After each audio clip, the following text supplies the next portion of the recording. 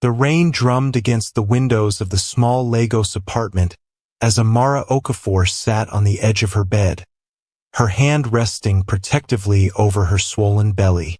5 months pregnant and still wrapped in the fog of grief from burying her father just yesterday. She heard the front door slam. Damilola walked in with that expression she'd learned to dread. Cold eyes, tight jaw, the look of a man who'd already made his decision. He tossed an envelope onto the bed without ceremony. "Divorce papers," he said flatly. "Sign them." Amara's breath caught. She looked up at her husband of 3 years, searching his face for some trace of the man who'd once promised her forever. "Dammy, please, my father just died. Can we at least talk about—" But Damilola laughed.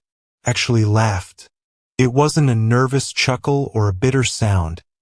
It was genuine amusement, as if her pain entertained him. "Talk? Amara, there's nothing left to discuss. I'm done pretending. Saad is waiting downstairs, and honestly, I should thank you for making this easy." He gestured dismissively at her belly. "You think I want to be trapped with you and that responsibility? Your father was nobody. You have nothing, and I refuse to waste my prime years on mediocrity." The words landed like physical blows. Amara had known about Saad Williams.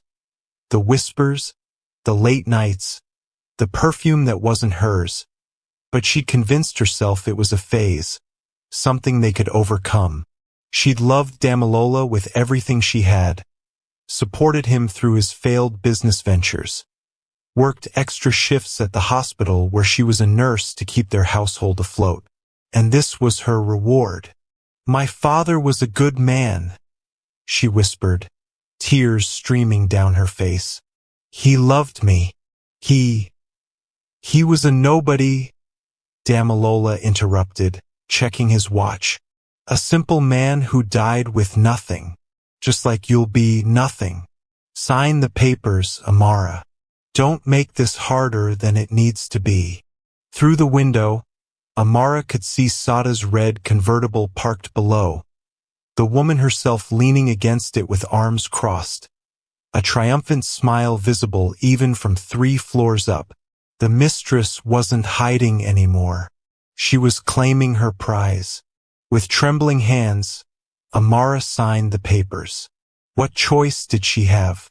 No family left except distant relatives who'd barely acknowledged her at the funeral, pregnant and alone, facing a man who clearly felt nothing for her anymore. Damilola snatched the documents the moment she finished, not even a goodbye in his eyes. "Finally free," he muttered, heading for the door. "Dammy," Amara called out, her voice breaking. "What about the baby? Your child?" He paused at the doorway, glancing back with something close to disgust. "That's your problem now. I never wanted kids anyway, especially not with someone so ordinary." Then he was gone, his footsteps echoing down the stairwell. Amara rushed to the window just in time to see him embrace Saad, the two of them kissing passionately before climbing into the convertible. She watched them drive away, Sada's laughter audible even over the rain, and something inside Amara cracked. She collapsed onto the floor, sobbing into her hands, grief for her father mixing with the fresh wound of abandonment. Her father, Papa, as she'd always called him, had been her rock. A quiet man who worked as what everyone assumed was a mid-level civil servant. He'd raised Amara alone after her mother passed when she was 7. He'd been at every school event, taught her to be strong, to value character over material things. "Money doesn't make the man, my daughter," he'd always said. "Integrity does. And remember, we Okafors don't fight in the mud. We rise so high that our enemies can't even reach us." She'd thought those were just comforting words from a loving father. She had no idea they were instructions for survival. That evening, still numb, Amara received a call from Barrister Chinedu Okuri, a lawyer she'd met briefly at the funeral. "Miss Amara." His voice was gentle but professional. "I need you to come to my office tomorrow morning. Your father left specific instructions.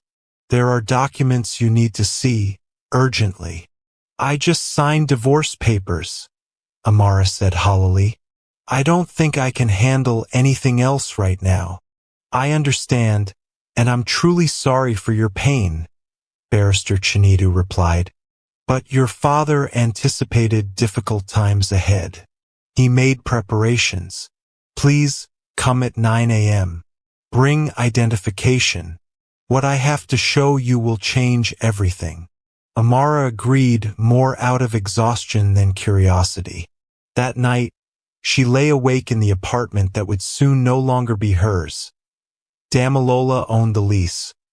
One hand on her belly where her daughter kicked softly. "It's just us now, little one," she whispered. "But your grandfather, he loved you already.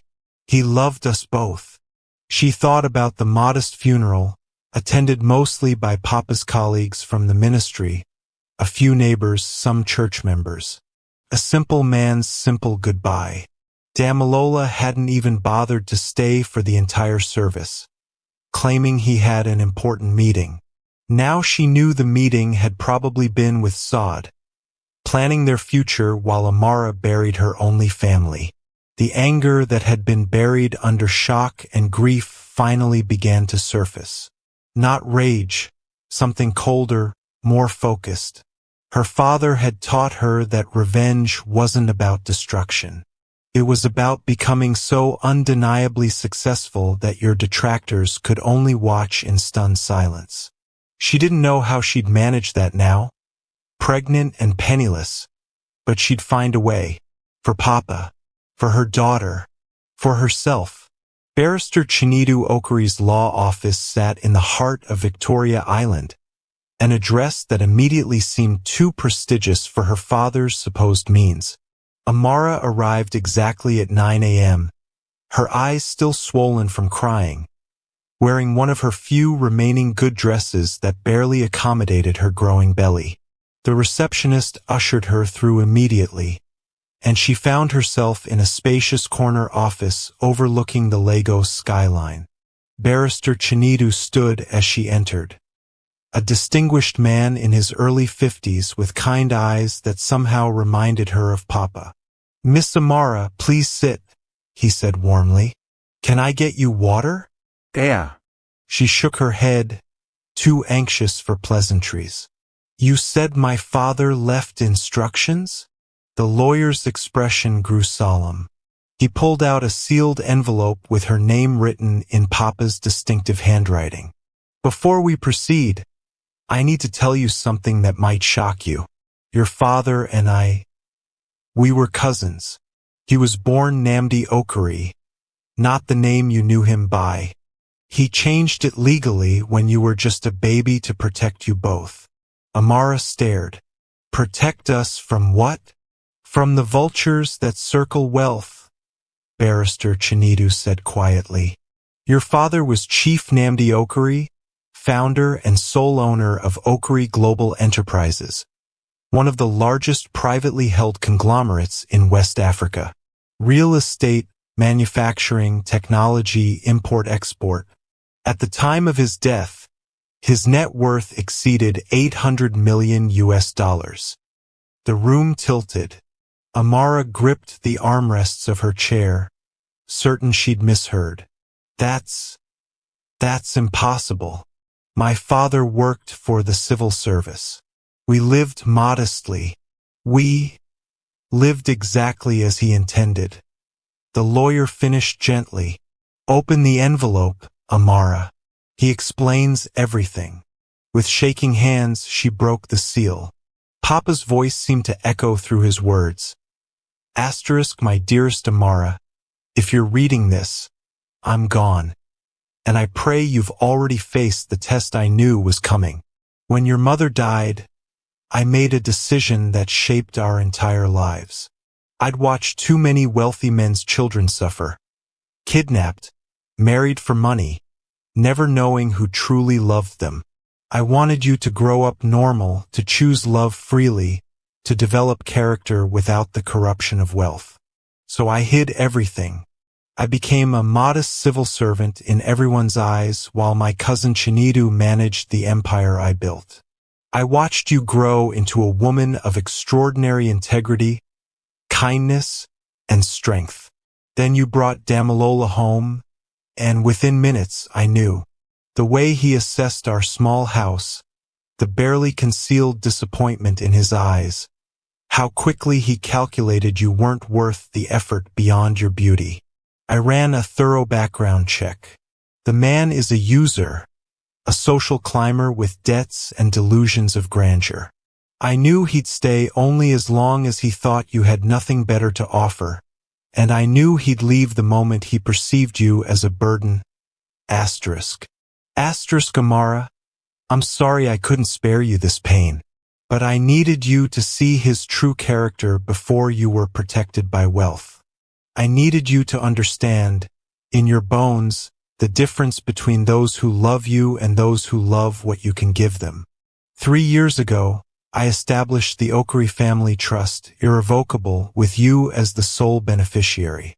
The moment you turned 25, control transferred to you, though the official documentation waited for my passing to avoid questions. Damilola's name appears nowhere in any legal documents. Even if you'd remained married 50 years, he could never touch a single naira of your inheritance. Nigerian trust law, properly structured, is absolute. Chinedu has ensured every legal protection. My darling daughter, you are now one of the wealthiest women in Nigeria. But more importantly, you are one of the strongest.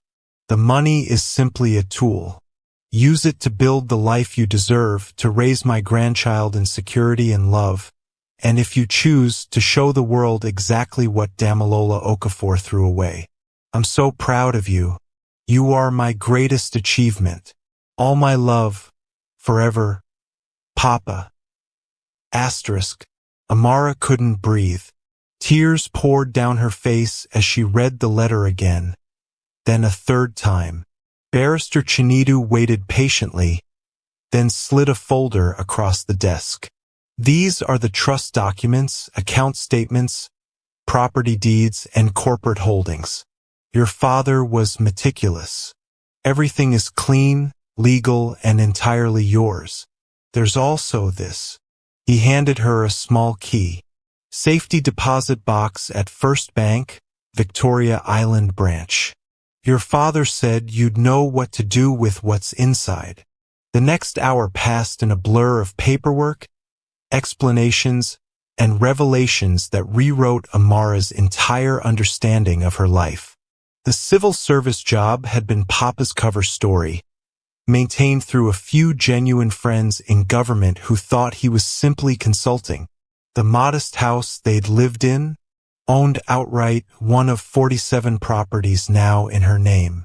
The old car he'd driven, a deliberate choice when 5 luxury vehicles sat in a private garage she'd never known existed. Why didn't he tell me? Amara whispered. Even at the end? He wanted your choices to be authentic, Barrister Chinedu said. And he knew that if Damilola stayed after his death, it would be out of genuine love, not opportunity. Your father was testing him, Amara. Damilola failed spectacularly. That afternoon, Amara stood inside the bank vault, staring at the contents of her father's safety deposit box. Legal documents, yes, but also photographs. Pictures of Papa at corporate events, shaking hands with presidents and business moguls, receiving awards she'd never heard of. There were newspaper clippings about Chief Okari's philanthropy, carefully hidden from her all these years. And at the bottom, a smaller envelope containing a check for 5 million naira and a note. *for immediate needs. The accounts take a few days to fully transfer. Buy something beautiful for my granddaughter. You're going to be an amazing mother. Papa. Amara sat down right there on the vault floor and laughed through her tears. Yesterday, Damalola had called her nothing, had mocked her father as nobody, had walked away convinced he'd escaped a burden. The irony was so sharp it almost hurt. She thought about calling him, about sending a message to Saad, about immediately revealing the truth. But then she remembered Papa's words, "We don't fight in the mud. We rise so high that our enemies can't even reach us." No, she wouldn't chase after Damalola with explanations or revelations. She would do something far more devastating. She would become exactly who she was always meant to be, and she would let him discover his catastrophic mistake in the most public, undeniable way possible. She would rise. And when she did, the fall from grace for those who'd mocked her would be so complete, so absolute, that no apology could ever bridge the gap. Amara Okari was done being underestimated. 6 months passed like a transformation montage from a film, except every moment was intensely, beautifully real. Amara gave birth to a healthy baby girl she named Ifioma, a good thing, and the name felt prophetic. With Barrister Chinidu's guidance, she stepped into her father's empire quietly, learning the businesses from the inside, meeting with executives who'd worked with Papa for decades and were moved to tears meeting his daughter. She discovered she had her father's mind for strategy, his patience for long-term planning. The pregnancy had given her time to observe, to learn, to prepare. But more importantly, she'd found her purpose.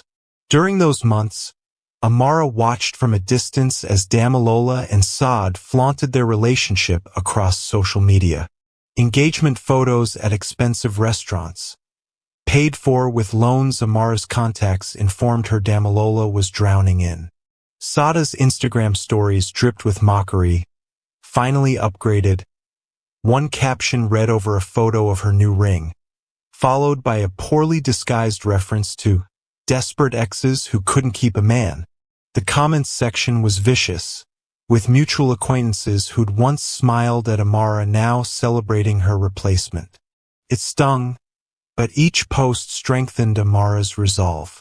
She didn't respond, didn't react, didn't even view their profiles directly.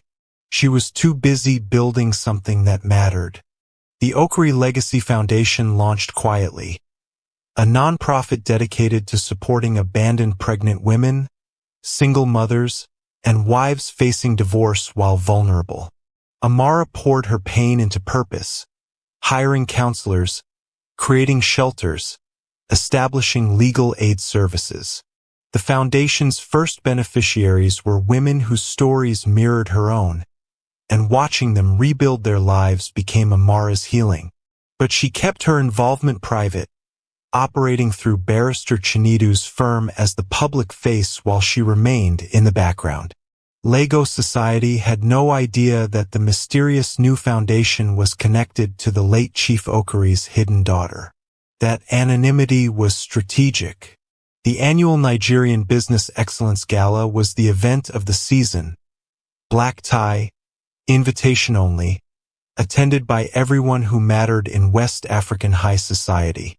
This year's gala honored philanthropic initiatives, and the Okari Legacy Foundation received a special recognition award. Barrister Chinidu had arranged everything, including 2 very specific additions to the guest list. Mr. Damalola Okafor and his fiancée, Saad Williams, invited as emerging young professionals, through a sponsor who owed the foundation a favor. They'd accepted immediately, thrilled at the opportunity to network with Lagos's elite. They had no idea what awaited them. Amara stood in her hotel suite the evening of the gala, barely recognizing her reflection. The pregnancy weight had melted away, replaced by a confidence that radiated from within. Her stylist had outdone herself. Amara wore a stunning emerald green gown that honored her heritage while announcing her arrival into a new echelon of society. Her natural hair was styled in elegant braids adorned with gold accessories, and around her neck sat her mother's diamonds, retrieved from Papa's safety deposit box. But the real transformation was in her eyes. The broken, tearful woman from 6 months ago had been reforged into someone unshakable. "You look like royalty," Barrister Chinidu said when he arrived to escort her. "Your father would be so proud." "I'm doing this for every woman who's been called nothing," Amara replied. "For everyone told they're not enough. Let's go show them what rising really looks like." The gala was held at the Eco Hotel's Grand Ballroom, a glittering affair of crystal chandeliers and champagne towers. Amara arrived intentionally late, making her entrance after most guests had settled. She'd coordinated with the organizers. Her foundation's recognition would be the evening's final, climactic award. As she moved through the crowd on Barrister Chinidu's arm, heads turned. Whispers rippled through the room.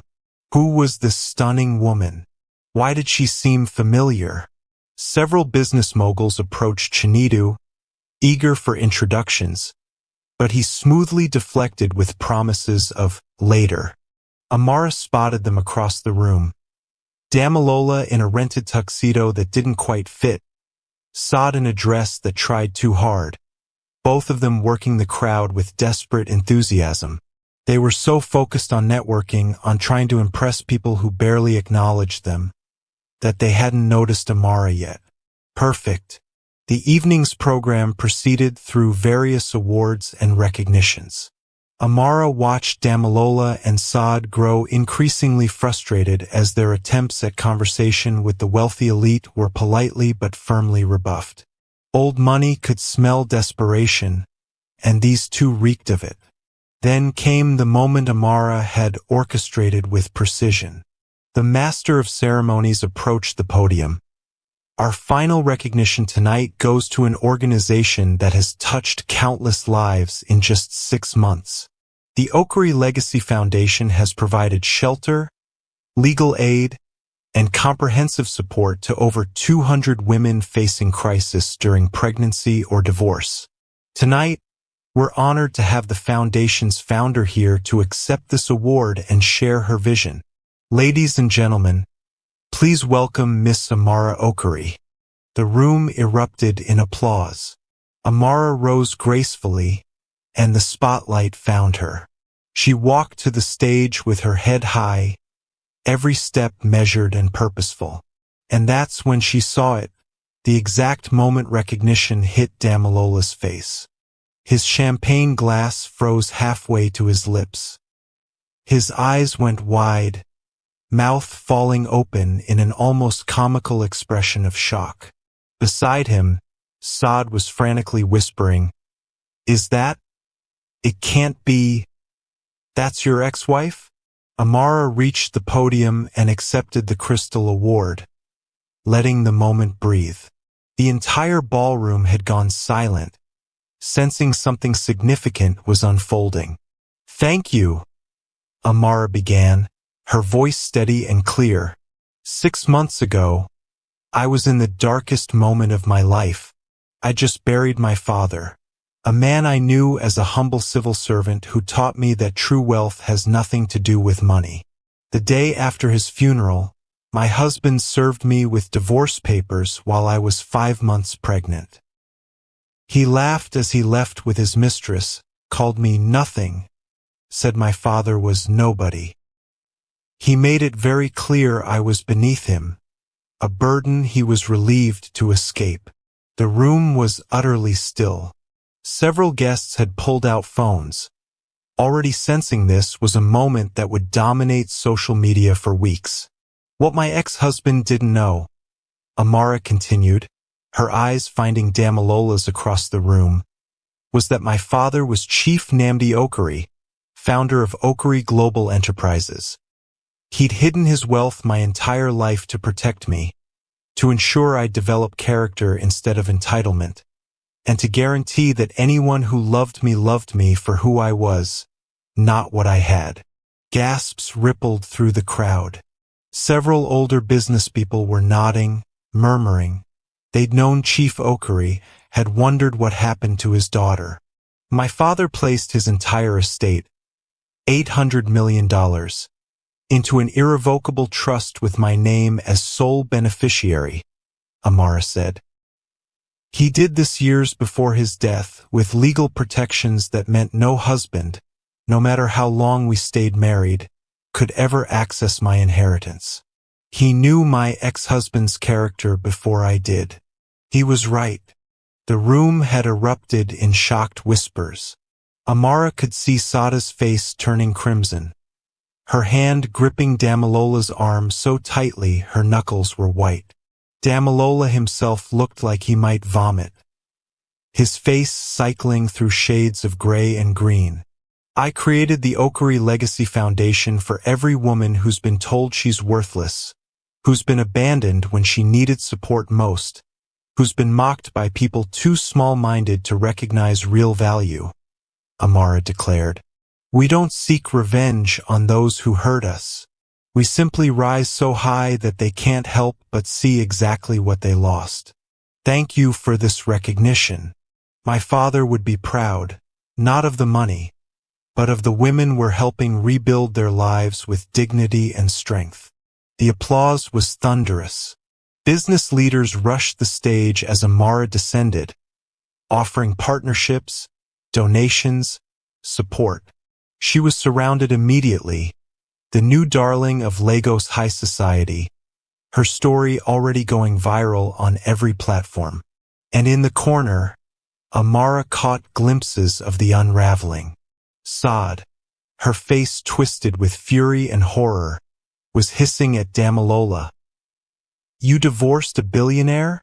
You told me she had nothing. You said her father was nobody. Do you realize what we... She didn't finish. Saad simply turned and walked away, right out of the ballroom, abandoning Damilola in front of everyone. The humiliation was exquisite.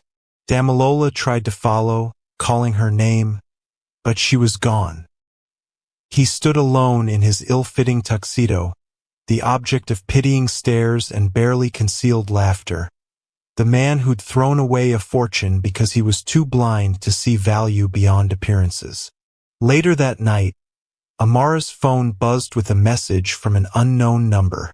She knew it was Damilola before she even opened it. Amara, please, we need to talk. I made a terrible mistake. The baby, our daughter, I want to be involved. I never stopped loving you. Can we meet? She deleted it without responding. There was nothing he could say that mattered anymore. The next morning, Barrister Chinedu called with news. Damilola showed up at my office an hour ago, begging for a meeting with you, claiming he has rights to see his daughter, asking if there's any way to... No, Amara said simply. He abandoned his parental rights when he called our child my problem. Document his absence these past 6 months. If he wants visitation, he can go through the courts, where his own words in the divorce proceedings will speak for themselves. Already done, Chinedu replied with satisfaction. You know, your father once told me that the best revenge is becoming so successful that your enemy's failures need no help from you. Watching this unfold, I finally understand what he meant. Amara smiled, looking at baby Ifeoma sleeping peacefully in her crib. It was never about revenge, Chinedu. It was about showing every woman out there that being abandoned doesn't mean you're worthless. It means you're free to become who you were always meant to be. 3 years later, the Oakary Legacy Foundation had expanded across 5 African countries, helping thousands of women rebuild their lives. Amara sat on the boards of multiple corporations, a respected voice in business and philanthropy. Ifeoma was a bright, happy toddler who knew her grandfather through stories and his legacy of kindness. One afternoon, Amara saw Damilola from a distance at a charity event, grayer, smaller somehow, watching her with such profound regret that it was almost painful to witness. Saad had married someone else, leaving Damilola with nothing but his debts and his shame. He tried multiple times to reach out, to apologize, to somehow re-enter her life, but Amara had built such strong boundaries that his attempts couldn't even reach her anymore. She felt no satisfaction in his downfall, no vindictive joy. She simply felt nothing. He'd become irrelevant, a footnote in the story of her transformation. As Papa had taught her, true power isn't about destroying your enemies. It's about rising so high that they simply cease to matter. And rise she had not out of bitterness, but out of love. Love for her father, for her daughter, for herself, and for every woman who'd ever been told she was nothing and needed to hear the truth. You are everything. You always were. Sometimes you just need the right moment to remember. This story reminds us that our value is never determined by those who choose to leave. Character, integrity, and inner strength are currencies that compound over time, while cruelty and short-sightedness inevitably bankrupt the soul. When someone shows you who they are through abandonment or mockery, believe them, then rise so magnificently that their opinion becomes irrelevant. Real wealth flows from dignity, wisdom, and the courage to transform pain into purpose. You're stronger than you know, loved more than you realize, and capable of comebacks that will leave the world breathless. If this story touched your heart, please like this video, subscribe to our channel for more inspiring stories, and share this with someone who needs to remember their worth today. Comment below what lesson resonated most with you. Your perspective matters. Let's build a community of encouragement together.